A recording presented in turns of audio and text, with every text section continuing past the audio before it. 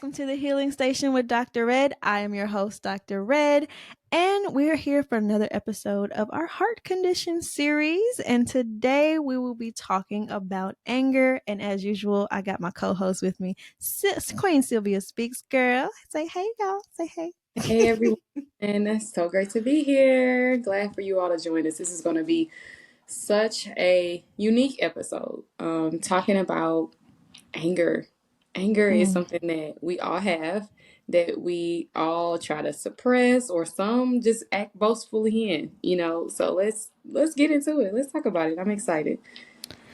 I wanted to start by just admitting that anger is probably that's a hard one for me personally. It's not one that I'm the most comfortable with. And as we talk through other feelings, like even fear and stuff like that, very familiar with those, more comfortable with those in a weird way. But with anger, I've always found myself at one point in my life, like priding myself in never getting angry, which I see now is problematic as I've understood anger. But just being a person that was like, no, I want to stay away from anger as much as possible. I want to deny anger as much as possible. But now, really truly understanding that anger is necessary and it's not a bad thing. And what I've realized is what I thought was anger in the past was really rage. And so seeing anger as rage and getting it misconstrued, and seeing that, believing that rage was really anger, put me in a position to be like, I don't want to be angry. Because rage is when you see people lashing out or really being in this space that's honestly scary. And I was like, I don't want to be like that. And so I was like, I want to deny anger. Like, I don't want to feel that. But now understanding that rage is actually fear, in a way that people respond to their fear to push people away, and they become, scary on purpose to push, put a wall around that. I'm like, okay, help me to understand anger. And for my understanding right now, anger is more so, it's very vulnerable because it is expressing what is important to you and what you're passionate about. And it also gives energy for change, whether that is like advocating for yourself or others, or just the energy it takes to really share your heart with other people and be vulnerable. And so that's how I see anger now, which makes me realize, like, one, I am angry. And I am, and that's okay. And I can, you know, embrace that. And two, makes me realize that it's one of the most important feelings when I think of it that way. What are your thoughts? I want to go back to rage. So you expressed that rage is not anger; it is Mm-hmm. actually fear that is expressed out. So I want to read this scripture, right? And I want Mm-hmm. you to give me your perspective on this. So this is John 2:14 through 17. In the temple courts, he, talking about Jesus, found people selling cattle, sheep, and doves, and others sitting at tables exchanging money. So he made a whip out of cords and drove all from the temple courts, both sheep and cattle. He scattered the coins of the money changers and overturned the tables. Those who sold doves, he said, get these out of here. Stop turning my father's house into a market, or my father's house will be a house of prayer. His disciples remembered, it is written, zeal for your house will consume me. So people can look at this, right, and be like, Mm-hmm. well, that's rage, right? Like that's he's flipping over tables, he's yelling at people, all of the things like that. Kind of what do you think what is the feeling, or what is happening in this moment? That's a really good question. As I think about that at first glance, to be honest, I see like a mixture of anger and rage in that. Being one, this piece of clearly being passionate and knowing that this is not a space for what was happening, because we know that it wasn't, they were selling things and doing and taking advantage of people and all of that. And so at first glance, I'm like, oh, he's raging out there. But understanding the context and then also understanding the character of God, I shy away from thinking that's rage and Yeah. realize that that is anger, because he is righteously and rightfully angry at what they're doing. They're taking advantage of people. They're stealing in the house of God. And what does that one to me, I see Jesus in this moment being moved with compassion to protect Mhm. his sheep. Yeah. Yeah, I'm in agreement with that. Looking at it, right, and it can seem like, okay, you just lashing out type of things, but there's a real righteous anger in the last line that says, his disciples remembered, it is written, zeal for your house will consume me. So this is, what is zeal? It's the passion, right? It Mm-hmm. is the thing that is like stirring us up, that is causing frustration because of the passion that is behind Yeah. it. The passion of understanding that his house is supposed to be a house of prayer. His father's house is a house of prayer. This house is supposed to be considered holy and sacred and set apart. So this anger that I have is really a passion in speaking to, like you said, wanting to protect the sheep, wanting to Mm-hmm. protect the sacredness of that temple, of that house. So I am in agreement with that. In regards to that, and anger is something that is unfamiliar to me as well, Mm-hmm. in the sense of like, I never knew. I've always experienced depression, right? Yeah. Depression was something that I was very familiar with, depression and sadness and things like that. But I didn't know that underneath that depression was actually anger. Mm-hmm. And it just was turned, so anger, when it turns into depression, is something that's turned inwardly, Mm-hmm. versus when it becomes outwardly, it becomes pride Pride. type of. And so when it's impaired, so in the space of depression, it pushes, because anger speaks to, uh, like you said, it exposes our passion or our hunger Mm-hmm. that we have for life. It's really the most vulnerable feeling. Like you said, it really tells you what you are and what you are not, and Mm-hmm. what is not. There's no in between in regards to that. And so when it becomes impaired and it becomes depression, it is in a space where it's pushing your passion back into your heart. Mm. It rejects the experience of our yearnings and wishes for things to be different. It is the denial of our heart's truest desire to reach out, right? When you think about when you're Mm-hmm. depressed, like, you just go inside of yourself. You're not asking for help. You're not expressing what's on your mind. You're just going very internal. And it's directly related to avoided anger, which takes away from dealing with deeper sadness, loneliness, hurt, or even fear at that point. So depression was something that I was really familiar with. I was like, me? Very. Angry? No. Like, sadness? Yeah. Sure, I have you. Like, I can tell you about that all through and through. But anger, I don't have anger. And so when anger started coming up, I was like, this is weird. This is suspicious. And then you go into that mode of like, wait, anger is not okay. Like, we're not supposed to be angry, all of the Yeah. things like that. But it's actually not true. It's actually At not all. true. Anger speaks to a lot of things. I want to read this scripture and you kind of give me your points about this. So we have, be angry, but sin not. Don't let the sun go down on your wrath. I want to read two different versions of it though. Okay. So first is let's go with the message version, which says, um, go ahead and be angry. You do well to be angry, but don't use your anger as fuel for revenge. And don't stay angry. Don't go to bed angry. Don't give the devil that kind of foothold in your life. Ephesians 4:26-27. And then I'm also read the Passion Translation. It says, but don't let the passion of your emotions lead you to sin. But don't let anger control you or be fuel for your revenge, not even for a day. Don't give the slanderous accuser, the devil, an opportunity to manipulate you.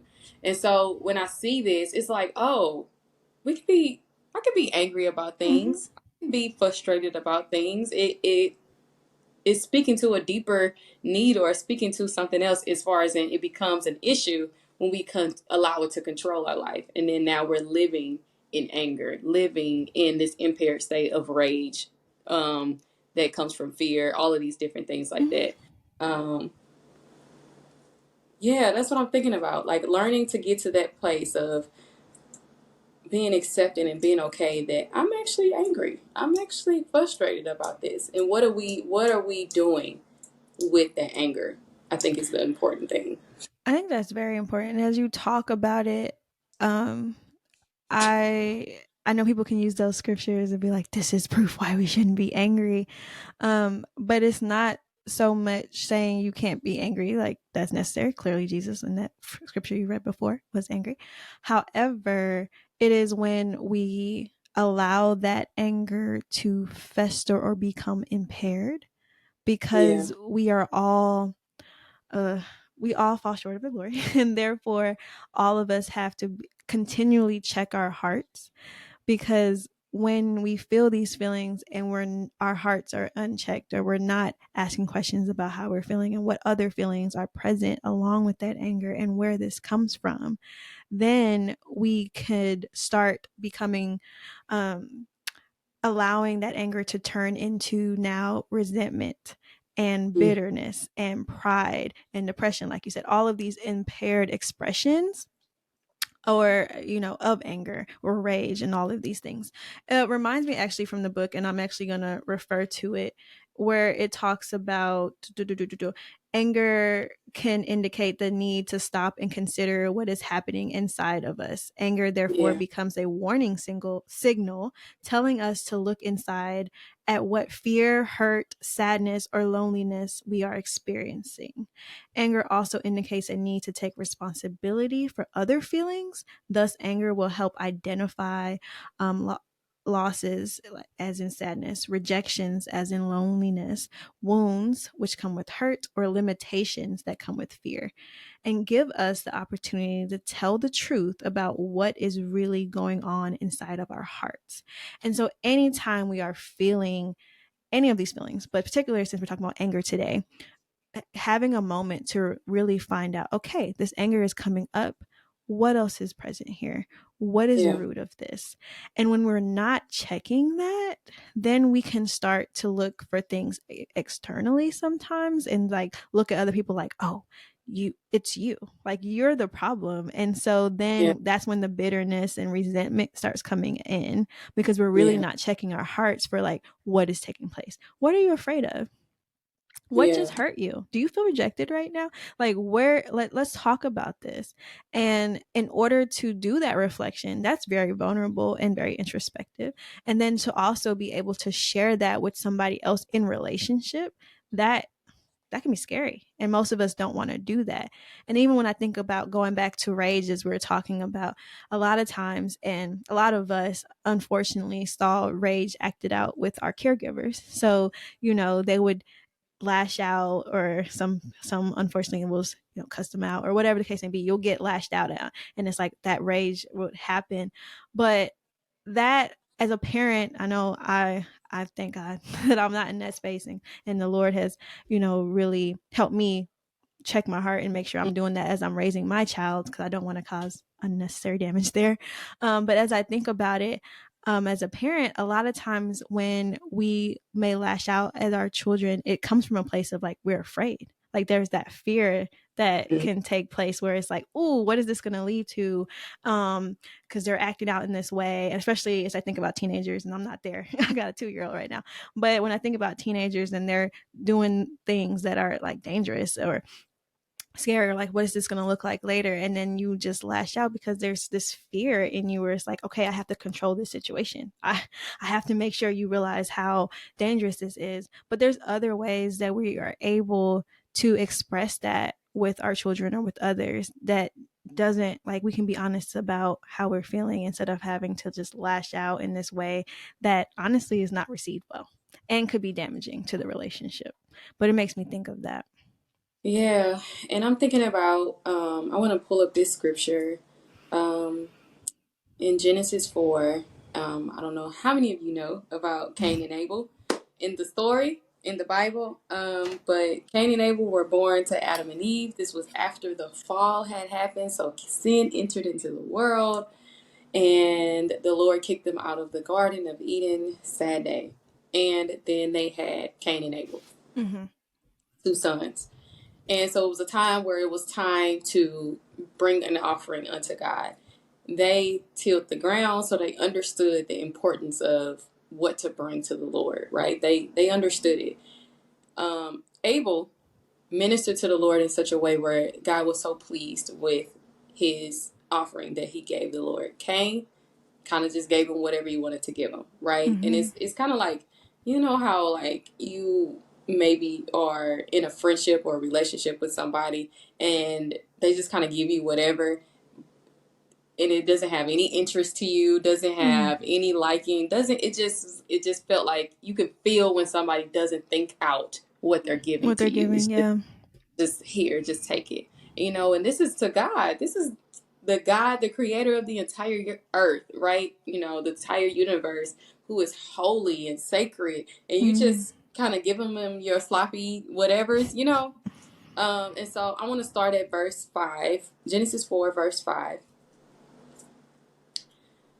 which says, but unto Cain, so this was after Abel had gave his offering, and it says, but unto Cain and his offering he did not look with favor. He speaking of God. So Cain was very angry, and his face was downcast. And then the Lord said to Cain, why are you angry? Why is this face downcast? Why is your face downcast? If you do what is right, you will you not be accepted? But if you do not do what is right, sin is crouching at your door. It Mm-hmm. desires to have you, but you must rule over it. Now Cain said to his brother Abel, let's go out to the field. While they were in the field, Cain attacked his brother Abel and killed him. Mm-hmm. Like, that's a whole moment right there of showing how we need to check our heart. And even God expressed to him, like, if you just, he was like, hey, check your heart. What's going on inside your heart? Mm-hmm. Reevaluate some things. If you just do the right thing, then you'll be okay. But that speaks to, because he decided not to check his heart, that led Yeah. him into other feelings. What else would you say from kind of your perspective or a psychological perspective? What else was going on in this moment? Jealousy, which is that mixture of fear and and anger mixed, and how that can go together. So I see some jealousy there because, like, I deserve this, I'm owed this, you know. Pride, Yeah. of course, Mm-hmm. is present. Bitterness, resentment.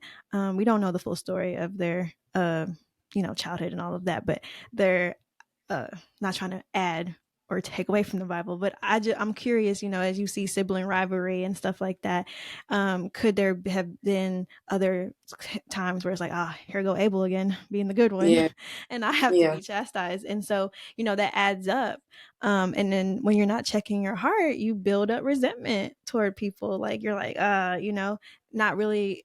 And he's not taking responsibility for his feelings and his actions, where it's like, you could have just made this right, but instead of blaming him, like, oh, I'm being, so there's comparison there.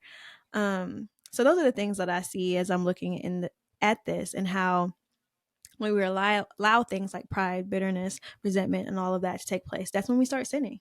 That's when we Yeah. start doing things in our own right.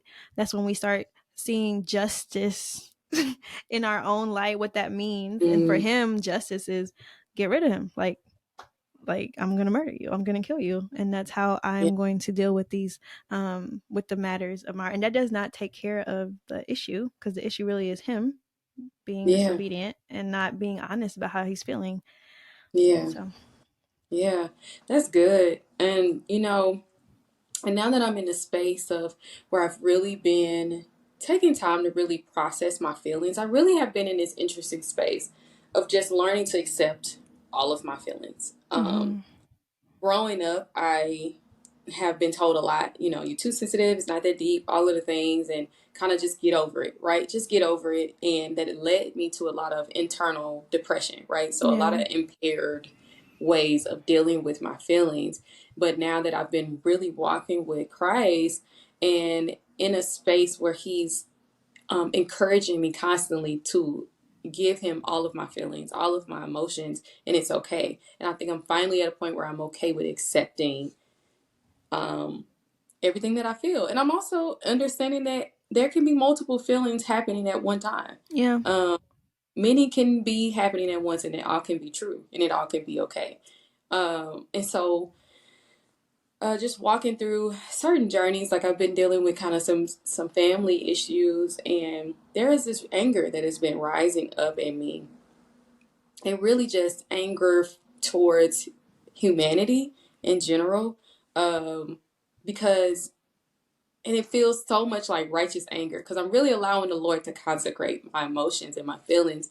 And it feels like this righteous anger, like stirring up in me. And I think it's cool, like how you see how, like in so many times you see David, who's like, Lord, my enemies are your enemies are my enemies. And, I Mm-hmm. hate everybody that rises up against you and splatters and blasphemes your name. Like you see that so many different times, and just that zeal. Or you have like, there was a story back when the Israelites were in camp. I don't know exactly where it is. It might be in Numbers, but it got to the point where the Israelites were just disobeying God, like completely all over the place, and they began to intermarry with women who worshiped other gods, and they just did a lot of immoral stuff.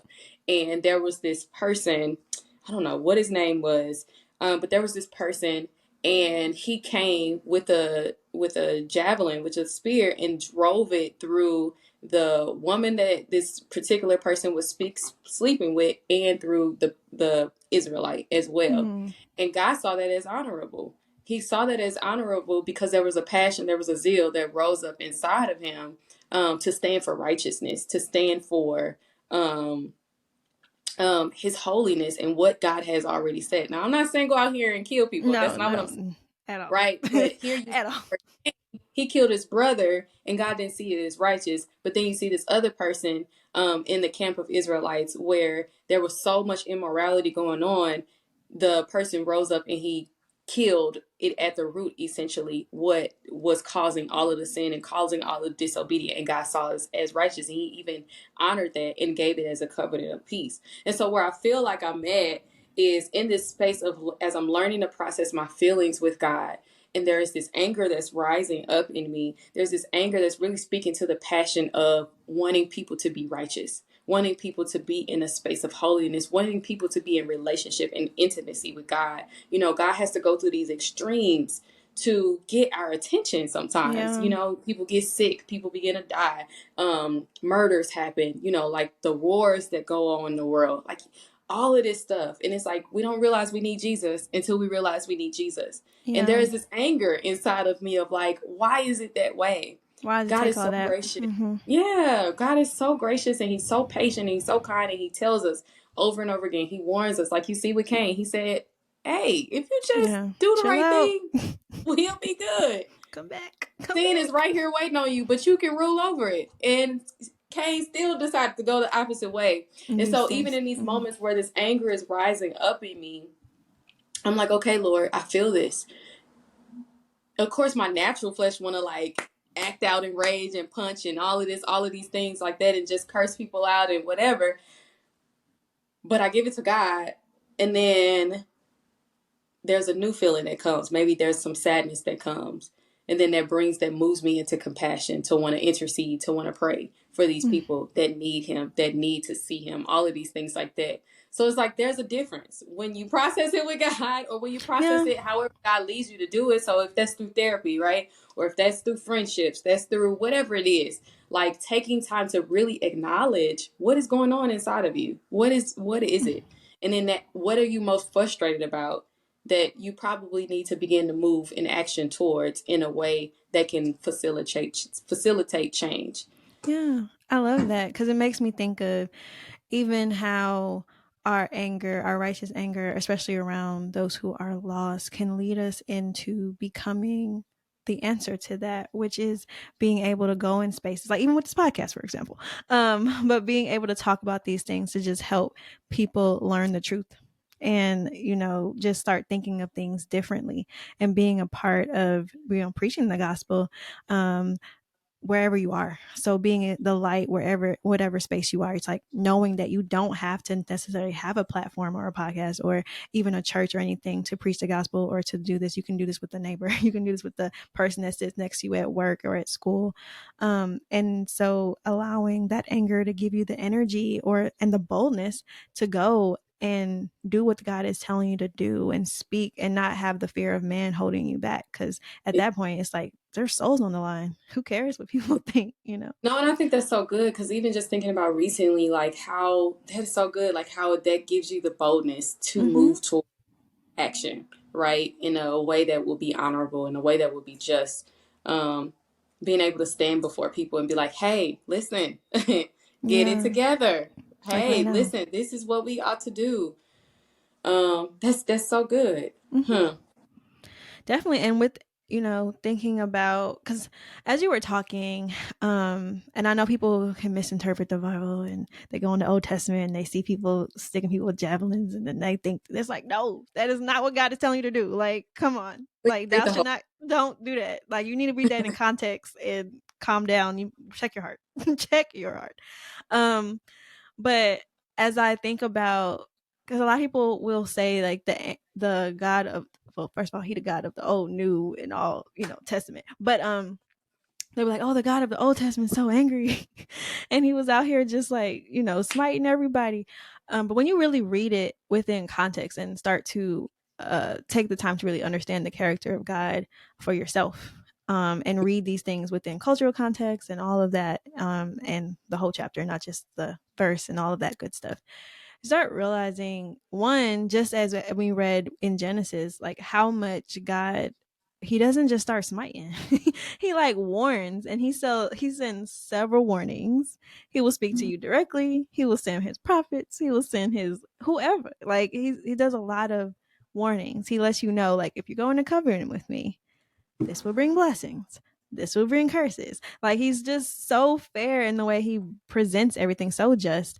And even in the midst of you acting a fool, he's not like, oh, they're acting a fool now. He's like, all right, they're acting a fool. Let me bring this to your attention. This is what's gonna happen. But there's Yeah, still time. You can yeah, still humble yourself and cry out yeah, before me, and I will heal your land. Like he literally is so patient and kind with it. And then finally, because he's Alpha and Omega, so he knows if you're really gonna do it or not. And then at that point, it's like, I gotta kill the root of this. I gotta deal yeah. with the root of this, because if I That's don't, it's going to spoil the whole yeah, situation. And yeah, so a lot of what we see in the Old Testament, when he was destroying things, he was, first of all, gave warnings and tried his best to save before it even took place. And then when it was taking place, it was because he's destroying the root of it, like you said, which to really help to not spoil everything that was taking place. And there's always a plan for it, and it is not his plan that any should perish. And so understanding his character helps as you read through harder books of the Bible that show, just like the, what we call the, like the wrath of God, or the judgments that yeah, come upon people as a result of sin. yeah, yeah. That's so good. Cause and going back to like what you said, like going to the root of what the Mm-hmm. issue is, like, and that's what a lot of it is. Um, Really, he's the same throughout, but in Mm-hmm. the Old Testament, you see it more and more. But even like when you get here, right? Like I'll read this. Um, this is God with Moses, and he has saved his people out of captivity. You know, God has saved his people out of captivity. They're now in this wilderness space, and God is leading them. He's giving them everything they want: food, bread, water, all of the things, all of the necessities. And God expressed to them, "Hey, these are the commandments. These are what I'm expecting. In order for you to submit under my authority, that also means you're taking on my protection. But when you decide to reject my authority, reject my commandments, Mm-hmm. then you're no longer going to be in a space of protection." And that's what happens when we get to this space where now all of this sin and all of this stuff is happening. And so even reading here, when Moses was on the mountain with God, getting all the commandments and stuff, the people decided to go against God once again. Mm-hmm. And it says here in Exodus 32:10, "Now leave me alone." This is God talking to Moses. "Now leave me alone so that my anger may burn against them and that I may destroy them. I will make you into a great nation. Then I will make you into a great nation." So how many times has he told them, like, hey, listen, listen, stop, don't do this, do that, do this, do that, do this, do that, do this, do that. Like those of you are parents, those of you are teachers, I'm sure. You know Okay. about that And all too well. at some point, People don't believe fat meat is greasy. Ain't that what the old people say? Oh my gosh, girl. You went back in the day. Okay. And at some point, you gotta discipline people for their actions, Yeah, they right? gotta learn. And so, They gotta learn. with that, and then you keep going further. Then you get to the point of in Numbers 25, like I talked about, they began to, because God told them, don't be sexually immoral, don't do this, don't do that. By the time you get to Numbers 25, where I talked about where the guy he drove the spear through the Midianite woman and through the Israelite, and that was the root. That was the root of the issue because they started Yeah. to sin. So I just think that this emotion is an emotion that can really lead you strongly into one side or the other very quickly, good or bad. Anger can really lead us into a really like dramatic space. It really can, if we're not taking the time to properly process it. It can be very impaired or it can be very healthy, in helping you identify what's going on. Um, Absolutely. Even sometimes that we have times where we could be angry with God. Yeah. Kind of what are your thoughts in regards to that? That's a big one. As I think about that, I think about examples in my own life as well as the just Job's life as he was just really still trusting and saying like, throughout the chapter, like yeah, throughout the book, not the chapter. Just, God is saying who God is, but then also questioning who God is at the same time, like what with what was happening. And from like a personal standpoint, being angry at God does happen because anger in relationship does happen. So, of Mm-hmm. course, we're in relationship with God, we're going to get disappointed. And the Yeah. main reason why we get angry with God is because our understanding is just not His. Our ways of doing things is just not His. And so, how we would bring people together, how we would do the timing of our lives and other people's lives is going to be different. It just is. And we think it's good because our judgment of good is kind of honestly relative, but his is not relative. It's consistent. Ours is relative because we get swayed by, feelings, emotions, what's going on, the culture, blah, blah, blah. His standard has never changed from Genesis all the Yeah. way through Revelation, which is good. And that's why we can trust him Yeah. because he's not fickle like us. He doesn't Yeah. all of a sudden grow weary in well doing. We do. We grow weary. We're like, you know what? I'm Yeah. tired of being nice to you. You're gonna get this cuss out today. Like not me though. Like, thank you, Lord, for sanctifying me in that area. But like that's how people are. We grow weary. We're like, we're done. I'm done with you. That's not him. Yeah. So I feel like because of that, and because all of us struggle with that, whether we like to admit it or not, there's going to come a time where he disappoints us, where he is slaying us, and we are struggling to trust him. Like it's just gonna happen, and we're gonna get angry because something happened that we asked this and we got that, and that's not what we wanted. And so in those moments, it is so vital that we process that with him. Because if we don't, we run the risk of that anger now turning into something that is impaired. Yeah. And we run the risk of really isolating ourselves from the one person or not from God, which we need him in order to heal from whatever took place, in order to understand fully whatever took place, or to begin to understand, or just understand him enough so that we can trust him. Because sometimes we're not going to understand why. We're not going to get our answers of why. It's okay to ask that, but we're not going to always get the answers. We're not always going to fully understand on this side of heaven. And that's okay. um well, we can feel like it's okay when we start to really trust that he knows best, and that we continue to allow those times where when we're in the valley to build our faith in who God, and build our faith and understanding of who God is. Because the more Yeah. we do that, the relatively easier, it's not easy, I'm not going to try to say it's easy, but the relatively easier it is to trust him in the valley, to trust Yeah. him when we're walking through the valley of shadow of death, like in those places, to better trust that his way is best. And that is so hard to trust that his way is best, especially in those moments when we're going through things that it's like this doesn't make sense. And I think the trigger areas the most are around health and life and death situations. Like those type of situations are the hardest ones to trust that he is best. Because if we're Yeah. praying for a certain outcome and it doesn't happen, it's just like, Lord, that couldn't have been the plan. Like what is Yeah. this? Like what is Yeah. happening?